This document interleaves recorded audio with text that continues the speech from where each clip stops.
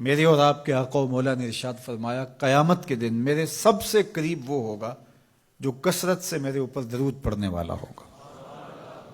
تو یہ حضور کی قربت کا ضامن ہے درود. تو اس لیے اپنی اولاد کو حضور علیہ السلام پر درود پڑھنے کی ترغیب دو.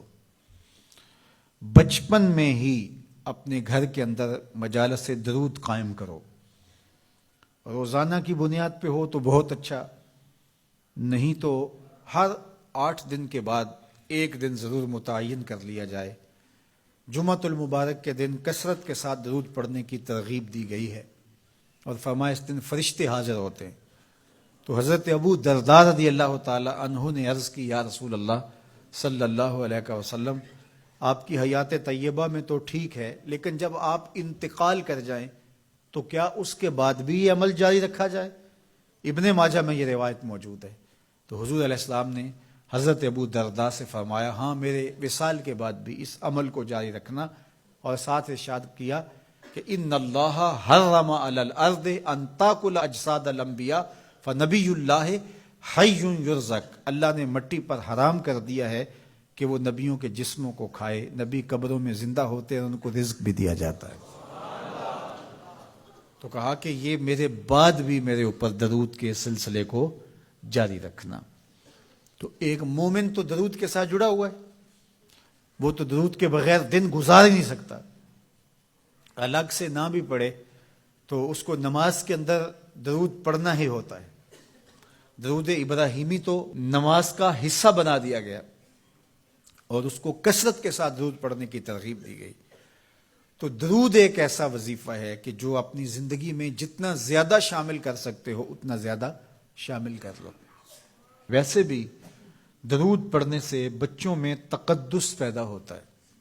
بچے پاک دامن رہیں، عفت مآب رہیں، ان کی طبع میں تقدس رہے. آپ چاہتے ہیں، ہر ماں باپ چاہتا ہے. اور پھر دور موجود کے اندر جو فتنے ہیں تو بہت ضروری ہے کہ ہماری اولادیں تقدس مآب رہیں. تو ان کو درود کی ترغیب دو، تو اس کا عملی نتیجہ یہی ہوگا کہ ان میں تقدس کا جوہر پیدا ہوگا اور ان کی عصمت کی حفاظت رہے گی. اور درود شریف پڑھنے والے بچے اور درود شریف نہ پڑھنے والے بچے دونوں کی عادات میں فرق ہوتا ہے. درود پڑھنے والوں کی طبع میں رقت، لطافت، نرمی، محبت، شفقت جیسے جذبات پیدا ہوتے ہیں. یہ درود شریف کا عملی نتیجہ ہے. بعض لوگوں کو شکایت ہوتی ہے کہ ہمارے بچے بڑے اکھڑ ہیں، بڑے تند مزاج ہیں، بڑے سخت گیر ہیں. تو اس کا علاج کیا ہے؟ تو اس کا علاج یہی ہے کہ ان کو درود کی تسبیح دو. درود اکڑ توڑ دیتا ہے، طبیعت کی تندی نکال دیتا ہے، طبائع کی تلخیاں ختم کر دیتا ہے، محمد عربی کے نام کی مٹھاس پیدا کر دیتا ہے. حضور کا نام شہد سے میٹھا ہے، دل آویز ہے. کھنڈ میں اتنی مٹھاس نہیں ہے، شکر اور گڑ میں اتنی مٹھاس نہیں ہے، شہد میں اتنی مٹھاس نہیں ہے، قند اور نبات میں اتنی مٹھاس نہیں ہے جتنی نام محمد میں رکھی گئی. ان کا نام لبوں پر آئے، میٹھا میٹھا منہ ہو جائے. ان کے بول بہاروں جیسے اور اصحاب ستاروں جیسے. ان سا پیارا اور نہ کوئی، ان سے بچھڑ کے لکڑی روئی. جب وہ سیر کو جایا کرتے، سر پہ بادل سایا کرتے. میرے شہر کے ایک پنجابی شاعر ہیں، انہوں نے تو قلم ہی توڑ دیا نا. تینوں سینے دی میں ٹھنڈ آکھاں، اگر آپ کا ذوق ہو تو. تینوں سینے دی میں ٹھنڈ آکھاں، شہد گلاب تے کھنڈ آکھاں. تینوں نبیاں دا میں لاڑا آکھاں، تیرے ہجر دے وچ میں ہاڑا آکھاں. تو ان کا نام ہی میٹھا ہے، دل آویز ہے. تو درود غصہ ختم کرتا ہے، طبیعت کی تلخی اور تندی مٹا دیتا ہے، اکھڑ پن ختم کرتا ہے. تو آپ اگر چاہیں کہ اولاد اکھڑ ہے تو ان کو کسی طرح درود پہ لے آئیں، درود کی تسبیح ان کے ہاتھ میں دے دیں. تو ان کی طبع میں نفاست بھی آئے گی، ان کی طبع میں لطافت بھی آئے گی، ان کی طبع میں رقت بھی آئے گی، ان کی طبع میں محبت بھی آئے گی، ان کی طبع کے اندر جو ہے وہ لیاقت بھی پیدا ہوگی.